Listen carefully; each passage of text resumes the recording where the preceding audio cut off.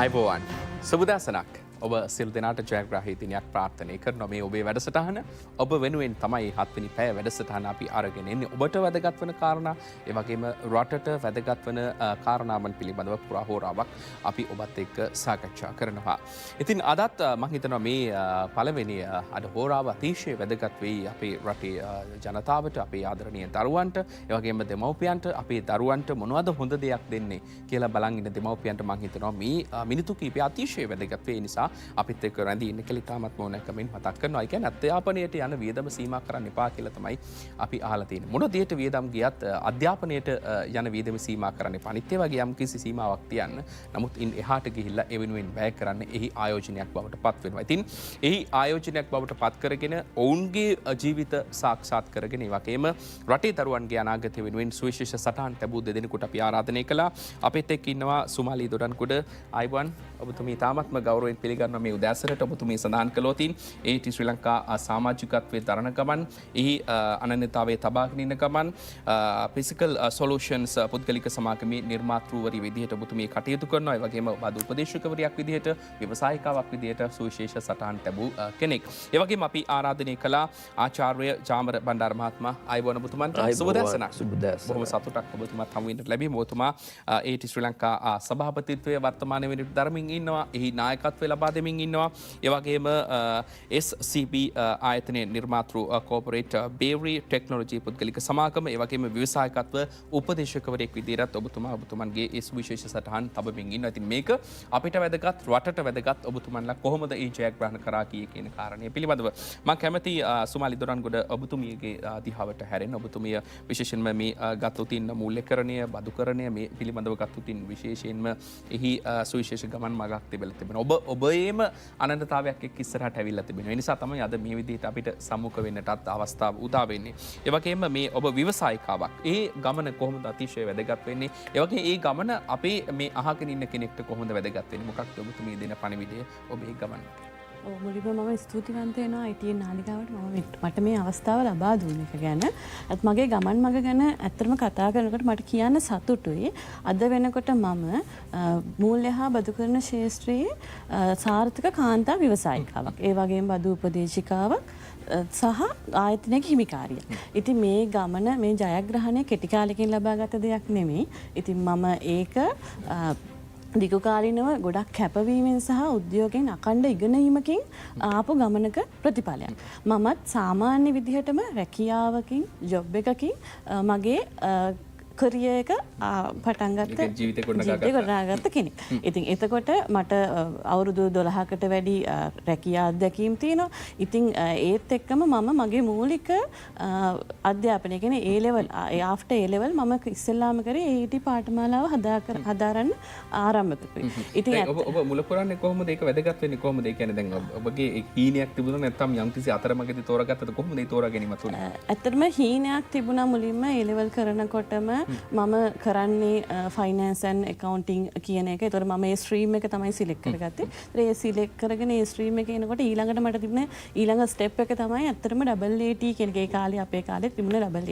ඒ AAT මට විශේෂ සුදුසුකමක් වුණා ඇත්තටම මගේ පළවෙනි රැකියාවට මාව තෝරාපත් කරගන්න. ඉතින් AAT කියලා කියන්නේ ඇත්තටම විශේෂම අපිට හොඳ පදනමක් ලබලා දෙන පාඨමාලාවක්. ඒත් එක්ක මම තවදුරටත් ඒක වැඩි දියුණු කරගෙන මගේ අනිත් සුදුසුකමුත් හදාගෙන තමයි මේ ගමන ඉදිරියටම ආවේ. ඉතින් ඒ ඉදිරියට එන අතරේ මූල්‍ය හා බදු කරන විෂයන් වල සංකීර්ණත්වය ඒ දේවල් වුණාට ඒ දේවල් තිබුණාට අපිට ඇත්තටම මේ මූලික පදනම ඇත්තටම මේ AT වගේ ආයතන වලින් ලබා දෙන මූලික පදනම හරිම වැදගත් අපේ ඒ සබ්ජෙක්ට් වලට ඉන්ට්‍රස්ටිං වෙලා ඉගෙන ගන්න. ඉතින් ඒත් එක්කම මම ඒ දේවල් එක්ක තවදුරටත් යන ගමන් මං ටිකින් ටික අත්දැකීම් දැනුම දේම හැමදේම එකතු කරගෙන මම මගේම කියලා ව්‍යාපාරයක් ආරම්භ කරගන්න කැමති වුණා. මොකද ටැක්සේෂන් බිස්නස් ඇඩ්වයිසරි කම්ප්ලයන්ස් වගේ දේවල් එක්ක කටයුතු කරද්දී මට ව්‍යාපාරික ජනතාව මේ පිළිබඳව තියෙන දැනුම අඩුයි කියලා හුඟක් හැමතැනකදීම දැනුණා. ඉතින් ඒක අත්දැකීමක් සහ අවශ්‍යතාවයක් කරගෙන ඒක මොටිවේෂන් එකක් කරගෙන තමයි අද මම පිස්කල් සොලියුෂන්ස් ප්‍රයිවට් ලිමිටඩ් කියන මගේම ආයතනයේ හිමිකාරියක් විදිහට ආරම්භ කරේ. එහෙම තමයි ගමන ඇවිල්ලා තියෙන්නේ. ඉතින් ඒ කියන්නේ උත්සාහය තියෙනවා නම් අපිට අරමුණක් තියෙනවා නම් ඒ අරමුණට යන්නට පුළුවන්. ඉතින් මේ අරමුණට එතුමත් ළඟා වෙනවා අපේ වර්තමාන සභාපතිතුමා ඊට ශ්‍රී ලංකා ආයතනයේ. ඉතින් වසර දෙකකට තමයි ඔබතුමන්ට මේ යස්තිය ලැබිලා තියෙන්නේ අරගෙන ඉස්සරහට යන්න. ඉතින් ඔබතුමා ගත්තොතින් වරලත් ගණකාධිකාරිවරයෙක් ඔබතුමාත් විවිධ ක්ෂේත්‍රවල හිටපු කෙනෙක්. ඉතින් මේ අත්දැකීම් එක්ක අපි කතා කරමුකෝ. අපි කොහොමද අනාගත ව්‍යවසායකින්ට අපි කියනවා ව්‍යවසායකයෝ රටට ඕනේ කියලා. ඉතින් අපි කොහොමද මේ ගමන යන්නේ? මොකක්ද ඔබතුමාගේ අත්දැකීම මොනවද උඩ කරන යෝජනාව?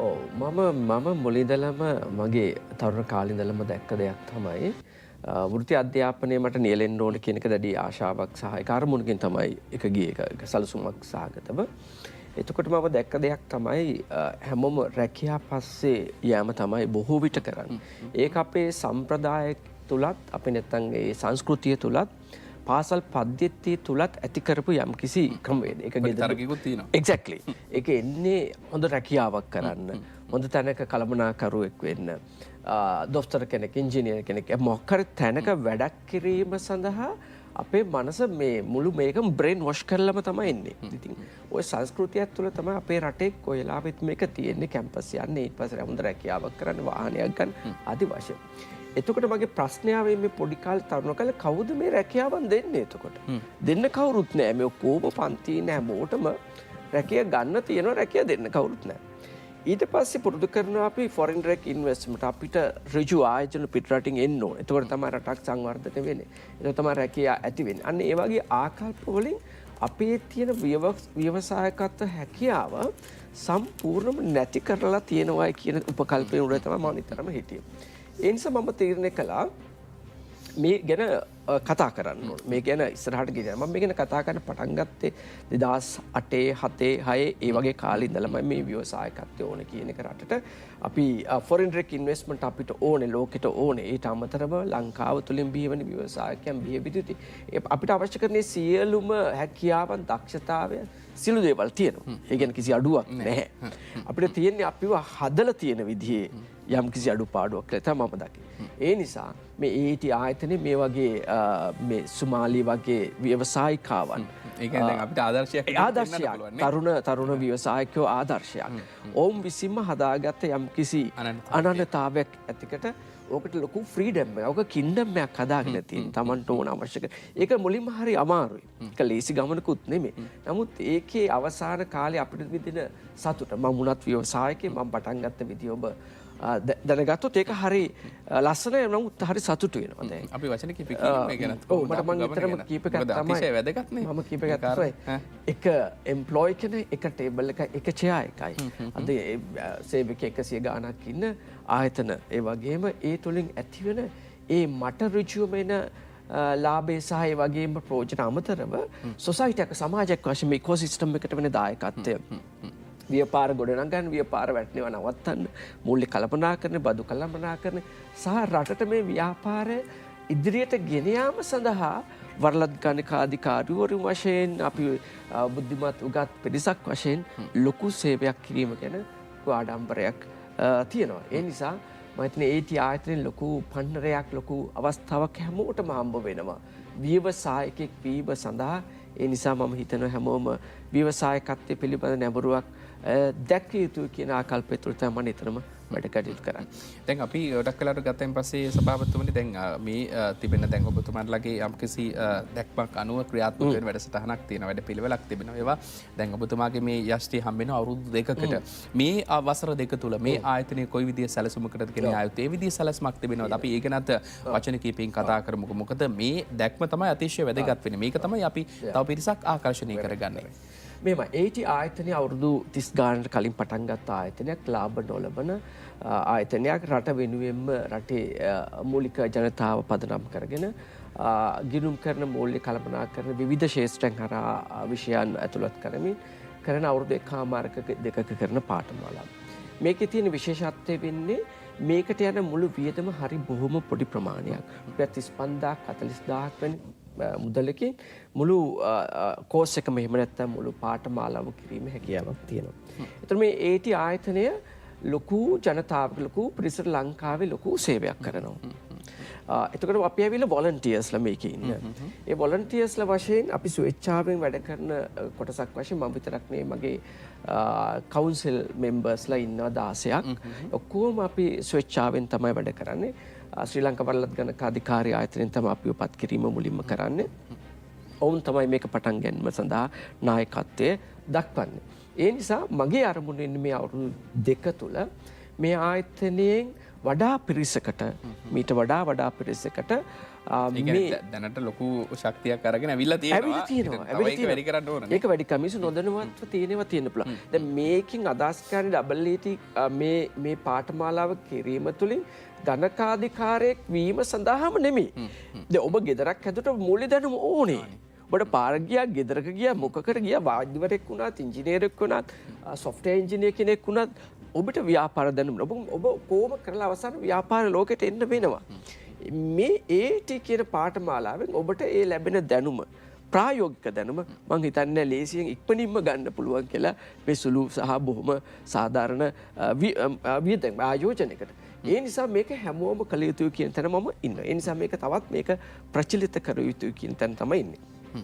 ඒ වගේම මේකට එන ශිෂ්‍යයා අපි විශේෂයෙන්ම නැඹුරු කරනවා ඩිජිටලයිසේෂන් පැත්තට. ද ලංකාවේ තියෙනවා ඩිජිටල් ලිටරසි එක හරි අඩුයි. අපි දැන් කතා කරන ෆයිනෑන්ෂල් ලිටරසි එක. ෆයිනෑන්ෂල් ලිටරසි එකත් ඒ වගේම වැදගත්. ඒ වගේම දැනට මම දන්නවා සාක්ෂරතාවය කියන කාරණේ. හරියට හරි. මූල්‍ය සාක්ෂරතාවය කියන එක හරි වැදගත්. ඒ ගැන දැන් මිනිස්සු කතා කරන්න පටන් ගන්නවා, බැංකු කතා කරන්න පටන් ගන්නවා. දැන් ඩිජිටල් ලිටරසි එක මම දන්නේ ඒක සිංහල වචනේ කොහොම එනවද කියලා මේ තාක්ෂණය පිළිබඳ තියෙන සාක්ෂරතාවය. ඔබ නැත්තම් ඔය කියන ස්කෑම්ස් වලට අහු වෙනවා. විවිධ දේවල්ට ජනතාව මේ දවස්වල ඒක ඩිජිටල් සාක්ෂරතාවය කියලා කියන්න පුළුවන්. ඩිජිටල් සාක්ෂරතාවේ තියෙන. එතකොට නැවත අර වචනේ තමයි යන්නේ කට්ටියට. එතකොට මේක අපි හැමෝම ලබා ගත යුතුයි. ඉතින් මේ AT ආයතනය අපි විශේෂයෙන්ම සිලබස් එකේම නැත්නම් අපේ කියන මේ පාඨමාලාව අවුරුදු 5කට වතාවක් වෙනස් කරනවා. මේ පාරත් ඒ ඩිජිටල් සාක්ෂරතාවයට මූලිකත්වය දෙමින් ලොකු වෙනසක් කරලා තියෙනවා. ඒ නිසා මගේ අරමුණ තමයි බොහොම ගුණාත්මක AT ආයතනය මීටත් වඩා ඉදිරියට යන්න පුළුවන් සාර්ථක ආයතනයක් වශයෙන් පත් කිරීම. ඒ වගේම මේ ආයතන ලංකාවෙන් එළියට ගෙන යෑමේ ව්‍යායාමක අපි යෙදෙනවා. අපේ තියෙන දැනුම AT ආයතනය ලබා ගත්ත විභාග කිරීම තුළින් අරන් තියෙන ඒ දැනුම නිලධාරීන් සේවක මණ්ඩලය මේක ලංකාව විතර තියාගන්න ඕනේ. මේක දැනට එංගලන්තය ඒ වගේම නිව්සීලන්ඩ් රටවල් කීපයක තියෙනවා AT ආයතනයේ. හැදෑරීමක් තිබෙනද ලෝකෙට ගෙනියන්න පුළුවන් තත්ත්වයක් තියෙනවා මේක. ඒක අපිට හොඳටම තියෙන AT ආයතනයට. ඒකට නායකත්වය දීම මම කළ යුතුයි. මම ඒක කරනවා කියන මේකේ තමයි අධිෂ්ඨානය තමයි ඉන්නේ. ඉතින් ඒ අධිෂ්ඨානය ඉතින් සාර්ථක වෙන්න කියලා ප්‍රාර්ථනා කරනවා. අපිත් පුළුවන් අපේ මාධ්‍ය දායකත්වය අපි නිරන්තරයෙන් ලබා දෙනවා. ඉතින් ඔබ විතරක් නෙමෙයි ඔබ කිව්වා වගේ මේ AT ආයතන ඉස්සරහට අරන් ආපු ආදර්ශිකුත් අරන් ඉන්නවනේ. අපේ සුමාලි දොඩන්ගොඩත් ඉන්නවනේ. අපි ඔබකින් ගැන දැනගන්නට කැමති මේ කාරණාවල් පිළිබඳව සාකච්ඡා කරද්දී මූල්‍යමය සාක්ෂරතාවය අතිශය වැදගත් වෙන කාරණයක්. ඒ වගේම ඔබ සඳහන් කළා ඔබ ඉගෙන ගන්න තුල විවිධ ක්‍රියාකාරකම් නැත්නම් විවිධ අධ්‍යයනයන් කරන තුල මේ AT එක්ක සම්බන්ධ වුණා කියලා. යම්කිසි කෙනෙක්ට බයක් තිබෙනවා සාපෙලින් පස්සේ උසස් පෙලින් පස්සේ මේ වෘත්තීය සුසුකමක් නේ අතරම මේ සුසුකමට එකතු වෙන්න. යම්කිසි බයක් තිබෙන පිරිසක් ඉන්නවා. මේ හාන් ඉන්න කෙනෙක්ට කියන්න පුළුවන් අපි සල්ලි ගෙවලා අපිට මේකේ ප්‍රයෝජනයක් තියෙයිද? ඒක කොහොමද කළමනාකරණය කරගන්නේ? ඔබ ඒ කළමනාකරණය කරගෙන ඇවිල්ලා තියෙනවා. ඇත්තටම AAT කියන විෂය AAT කියන පාඨමාලාව අපිට ගොඩක් ස්කිල් ඩෙවලොප් කරගන්න. ඒ වගේම බිස්නස් ඔරියන්ටඩ් එඩියුකේෂන් එකක් ලබා දෙන පාඨමාලාවක්. ඇත්තටම AAT හරහා තමයි මම මගේ පළවෙනි ක්වොලිෆිකේෂන් එක වෘත්තීය සුදුසුකම හදාගත්තේ. ඉතින් මම හරි සතුටින් ඒ ගැන ආඩම්බරයෙන් කියනවා.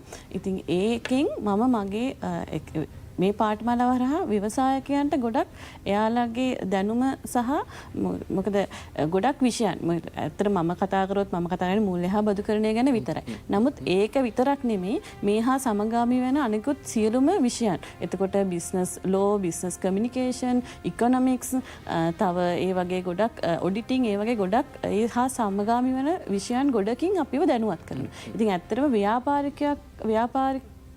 කරන කාන්තාවක් විදිහට මේක ගොඩක් අපිට වැදගත්. මොකද අපි සියලුම දේවල් ගැන මේ මිස්ටර් චාමර කිව්වා වගේ දැනගෙන ඉන්න ඕනේ මේ අපි ව්‍යාපාරයක් කරද්දී. ඉතින් ඒ නිසා ඒ අවශ්‍ය කටයුතු සියල්ලක්ම දෙනවා. ඇත්තටම මම මේ වෙලාවේ කියන්න කැමතියි AAT කියන්නේ නිකන් සුදුසුකමක් විතරක් ලබලා දෙන ආයතනයක් නෙමෙයි. ඒක business oriented education එකක් දීලා practical skill development එකක් කරන එක. ඇත්තටම සරලව කියනවා AT කියන්නේ නිකන් subject එකක් ගන්නන program එකක් නෙමෙයි. ඒක future professional කෙනෙක් develop කරන pathway එකක් හදන program එකක් කියලා මම හරිම සතුටින් කියනවා. ඒත් එක්ක මට එකතු කරන්න තියෙනවා. දැන් සුමාලි AT විභාග පාඨමාලාව උසස් පෙළත් එක්කම කරලා මම හිතන්නේ සුමාලි කියපු විදිහට තියෙන්නේ. එතකොට දැන් අපි උපාධිය කරාම නැත්තම් ඒ වගේ ඇකඩමික් ක්වොලිෆිකේෂන් එක කරාම ඒ ඇකඩමික් ක්වොලිෆිකේෂන් එක කරාට පස්සේ අපි යුනිවර්සිටි එකේ ඒ විශ්වවිද්‍යාල අවුරුද්දක් මාස 6ක් පොඩි බැඳීමක් සහ ජීවිතේ බැඳීමක් තියෙන විශ්වවිද්‍යාලෙත් ඒක ඒ කියන්නේ පාසලට උනත් තවමත් බැඳීම තියෙන. ඒ බැඳීම ඒක කැඩෙන්නේ නැහැ. ඒක තියෙන එක අපිට ලබා දුන්න ආයතන හරි ආතරෙන් ඒක යනවා. මම ඒක නෙමෙයි කියන්න හදන්නේ. AT මේ ක්වොලිෆිකේෂන් එක ගත්තට පස්සේ සමාජිකයන් වශයෙන් බැඳෙන්න සිද්ධ වෙනවා.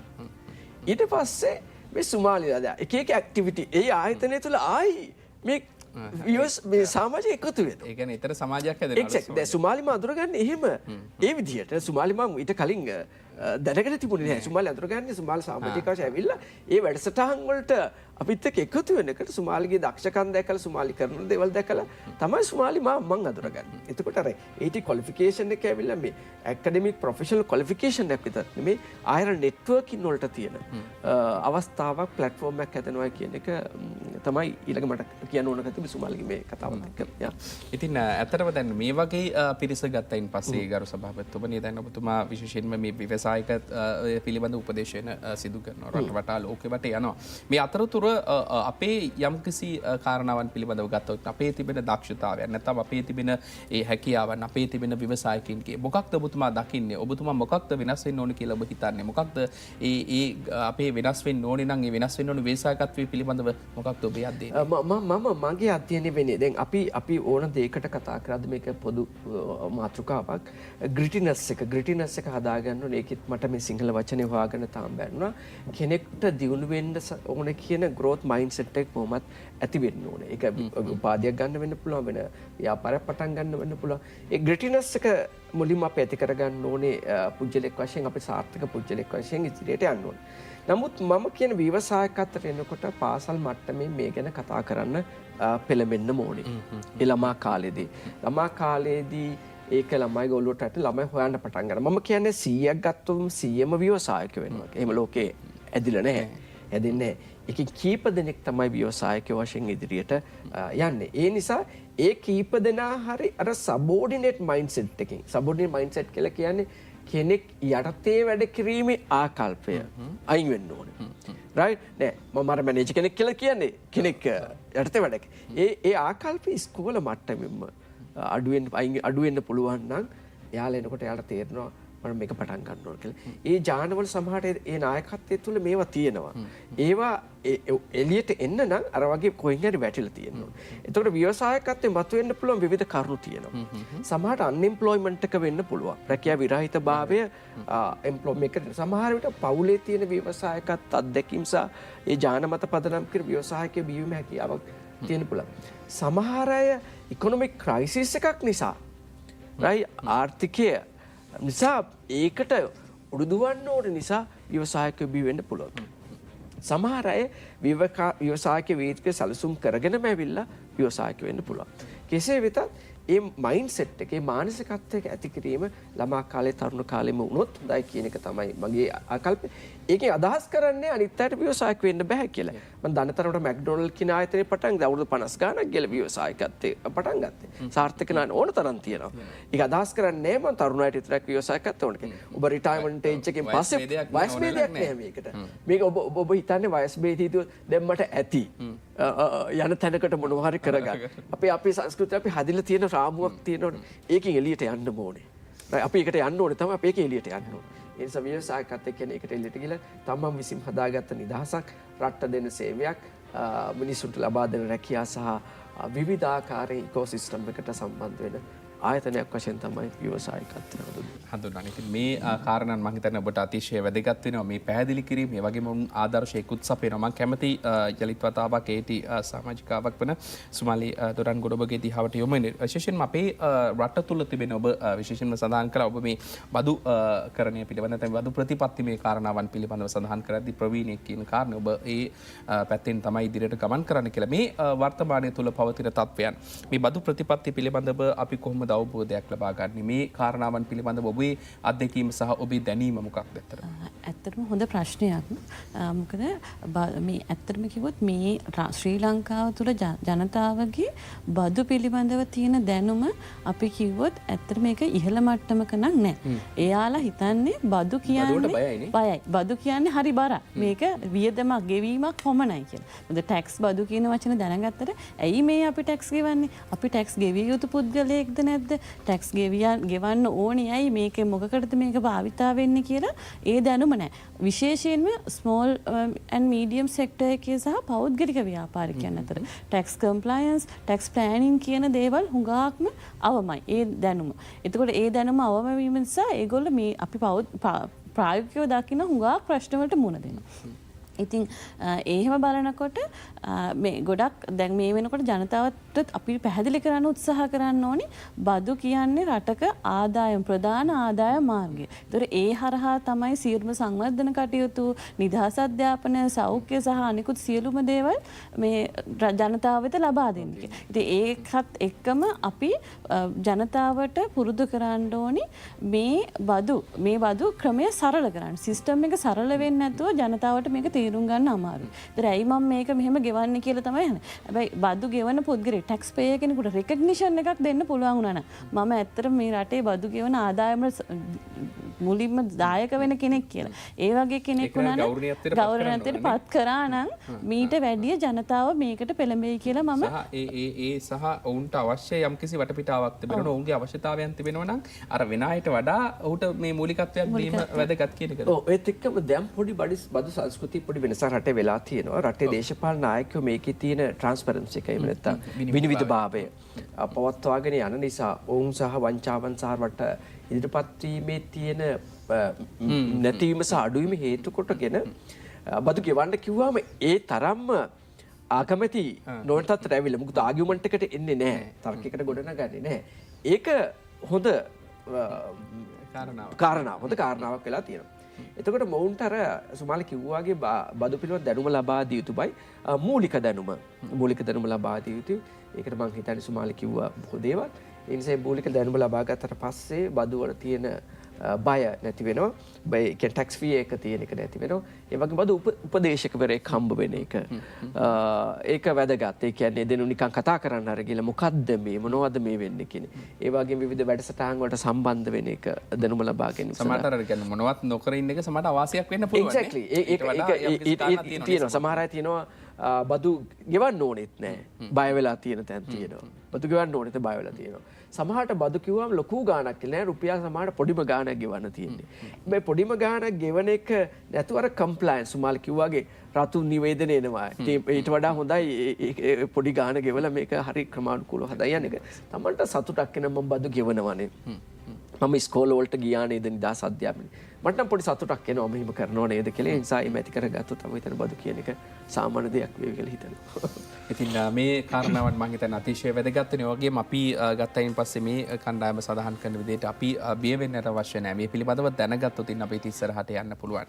අනාගතයේ දැන් ඔබ සඳහන් කළා වගේ ඔබ වැනි මේ ෆිසිකල් සොලියුෂන් ආයතන නිර්මාණය කරાવી. ඔවුන්ට මොකක්ද ඔබ දින පණිවිඩය? මොකක්ද ඔවුන්ට කරන යෝජනාව අවසන් මිනිත්තු කිහිපේ? ඇත්තටම මම මේ දැන් ඉන්න දුවා දරුවන්ට අපි ජෙන් සී එකත් එක්ක තමයි වැඩ කරන්නේ. ජෙන් සී එකත් එක්ක ඉන්න දුවා දරුවන්ට මම ඇත්තටම කියන්නේ තමන්ට අවශ්‍ය කොඩිෆිකේෂන් සුදුසුකම් වෘත්තීය සුදුසුකම් මේ අධ්‍යාපන සුදුසුකම් විතරක් නෙමෙයි වෘත්තීය සුදුසුකම් වලින් සන්නද්ධ වෙන්නේ. ඒ සන්නද්ධ වීම තුළ අපි දකින අපිත් එක්ක වැඩ කරන දුවා දරුවන්ගෙත් වෘත්තීය සුදුසුකම් තියෙන අය ගොඩක් වෙලාවට හරිම මොටිවේටඩ්. එයාලා සෙල්ෆ් මොටිවේටඩ් දක්ෂයි. හරිම කොන්ෆිඩන්ට් එකක් තියෙනවා. ස්කිල් එක ඒගොල්ලන්ගේ හරිම වැඩි. ඒගොල්ලෝ කාර්යක්ෂමව වැඩ කටයුතු කරනවා. ඉතින් ඒ වගේ. එතකොට අපි වුණත් ඒ දෙගොල්ලන්ගේ අතර වෙනස දකිනවා. ඉතින් ඒ නිසා මම දෙන්න කැමති මම කැමති කියන්න දුවා දරුවන්ට ඔයාලා හැමතිස්සෙම තමන්ගේ වෘත්තීය මට්ටමේ සුදුසුකමක් හැම වෙලාවෙම ඒක තමන්ගේ ක්ෂේත්‍රයට අදාළව දියුණු කරගන්න. ඉතින් ඇත්තටම මගේ පණිවිඩය අවසාන විදිහට මම දෙන්න කැමති නැකතක් වෙලාවක් එනකන් කිසි දෙයකට ඉන්නත් එපා. ඒ වගේම පුංචි දේවල් වලින් ආරම්භ කරනවා කියන එක තමන්ව අවස්ථක්සර් කරගන්නත් එපා. මොකද හැම දෙයක්ම පොඩි තැනින් තමයි අපි ආරම්භ කරන්න ඕනේ. ඒ වගේම ස්කිල් ඩෙවලොප්මන්ට් එකට ඉන්වෙස්ට් කරන එක කවදාවත් පැකිලීමකින් තොරවම කරන්න. ඒක හැම වෙලාවෙම අපි කළ යුතු දෙයක්. සහ තමන් ගැන විශ්වාස කරන්න රිස්ක් ටේක කෙනෙක් වෙන්න. එතකොට තමයි දිගු ගමනක් යන්න පුළුවන්. ඒ හා සමානවම පේපර් ක්වොලිෆිකේෂන් විතරක් නෙමෙයි. ඔයාලා තමන්ගේ විනය ආචාර ධර්ම සහ තමන්ගේ දැනුම සහ අනිකුත් දේවල් හැම දෙයක්ම දියුණු කරගන්න. එතකොට ආවොත් ඔයාලට ඒ ගමන දිනන්න පුළුවන්. ඉතින් අර පොඩ ඔබ කිව්වේද පුංචි බීජයක් තමයි මහා වෘක්ෂයක් බවට පත් වෙන්නේ. ඉතින් මේ වෘක්ෂයේ වර්තමාන සභාපති AT ශ්‍රී ලංකා සභාපතිතුමන් ආචාර්ය චාමර බණ්ඩාර මහත්මයා ඔබගේ වෘක්ෂයේ යට මොන වගේ හේවණක්ද තියෙන්නේ? මොන වගේ රැකවරණයක්ද තියෙන්නේ? තව පුංචි පුංචි පැලවලට ලෝකේ දිනන. මම හිතන්නේ හොඳ ප්‍රශ්නයක එක අහන්නේ ඒක සතුටේ ප්‍රශ්න ආකාරය අනුව ඒටි ආයතනය තුළින් මම කියව ජාතියට ලැබෙන සේවය අතිමහත් සේවයක් සපයනවා. එම නිසා මේ ඒටි පාඨමාලාව කළ යුත්තේ වරලත් ගණකාධිකාරීවරයෙක් වීම සඳහා තියෙන අරමුණ වගේම බොහෝ විට වරලත් ගණකාධිකාරයෙක් වීම සඳහා තියෙන අරමුණට ලේසියෙන් යන්න පුළුවන් පාඨමාලාව ඒටි ලංකාවේ තෝරගන්න. ඊට අමතරව ඕනම වෘත්තියක් වෙනුවෙන් ගත්තොත් IT ඉන්ෆර්මේෂන් ටෙක්නොලොජි වෘත්තිය software එක develop කරන්න ඔබ ගියත් ඔබට මූලික ව්‍යාපාර දැනුම ඕනෙමයි. ඔබට වෛද්‍යවරයෙක් වෙන්න පුළුවන් මම කලින් කිව්ව මොන වෘත්තිකේ සුදුසුකමක් හැදෑරුවත් ඔබට මූලික ව්‍යාපාර දැනුම, බදු දැනුම, ඒ මූලික තාක්ෂණය පිළිබඳ දැනුම අවශ්‍යයි. ඒ නිසා මම හිතන්නේ ළමා කාලයේදීම, තරුණ කාලයේදීම ඒටි පාඨමාලාව හදාරන්න පුළුවන් නම් පොඩි කාලයක් තුල ඔබට අර ජීවිතේට හම්බෙන්න තියෙන ස්කිල්ස් වලට එහෙම නැත්නම් ඒ තියෙන දක්ෂතාවයන් වලට ඒවට බොහෝම හොඳ පදනමක් වැටෙනවා කියන තැන තමයි ඉන්නේ. ඒ නිසා මම හිතන්නේ ඔබගේ දරුවා, ඔබගේ සහෝදර සහෝදරිය මේකට යොමු කරන්න. මේක මහා ලොකු කාලයක් යන ධනයක් වැය කරන්න තියෙන එකක් නෙමෙයි. මේක නොදැනුවත්කම නිසා තියෙන එකක් කියලායි මට හිතෙන්නේ සමහර අය දන්නේ. ඒ මේකට යොමු කරන්න. මේක පොඩි කාලෙකින් කරපොත් දැන් ගොඩාක් දේවල් තියෙන ඔන්ලයින් ලෙක්චරින් යන්න පුළුවන්. ඒ ප්‍රදේශයේ ඉන්න පුළුවන් ලෙක්චරින් කරන ඉන්ස්ටිටියුට් තියෙන්න පුළුවන්. ඒ නිසා සම්බන්ධ වෙලා ඒටි පාඨමාලා හැදෑරීමෙන් සහ ඉදිරියට ඒම සඳහා යම්කිසි ව්‍යවසායකයෙක් වීම සඳහා අනිවාර්ය ව්‍යාපාර ධර්ම මූලික පියවර තියන්නේ. මේක මෙතනින් ගන්න පුළුවන් කියන තැන තමයි අද පණිවිඩය වෙන්නේ. මම හිතන්නේ මේ හදහොරාව අතිශය වැදගත් වෙනට ඇත. අපි බෙහෙවින්ම ස්තුතිවන්ත වෙනවා AT ශ්‍රී ලංකා සමාජිකත්වයේ දරනවා. ඒ වගේම ෆිස්කල් සොලියුෂන් නිර්මාතෘතුමිය සුමාලි දොරන්ගොඩ ස්තුතියි ඔබතුමියට. ස්තුතියි. ආයිබෝන් අපි යලිත් දවසක හම්බෙමු. මේ තොරතුරු අපිත් එක්ක කොහොමාරු කරගත්තට ඒ වගේම AT ශ්‍රී ලංකා වර්තමාන සභාපතිතුමන් ආචාර්ය චාමර බණ්ඩාර මහත්මයා නිර්මාතෘතුමන් SCB corporate berry technology ආයතනයේ ඔබතුමන් සතුව ක්‍රියාත්මක වෙනවා. ඒ වගේම ව්‍යවසායිකත්ව උපදේශකවරයෙක් විදිහට ඔබතුමා කටයුතු කරන. ඉතින් මේ කටයුතු සාක්ෂාත් වෙන්න තව දුරට ඔබගේ ඒ දැනුම අපේ ජාතික පරම්පරාවට නැත්නම් අනාගත පරම්පරාවට ලබා දෙන්න හැකියාව ලැබෙන්න කියලා ප්‍රාර්ථනා කරනවා. ස්තුතියි ඔබතුමන්ට. බොහොමත් ස්තුතියි.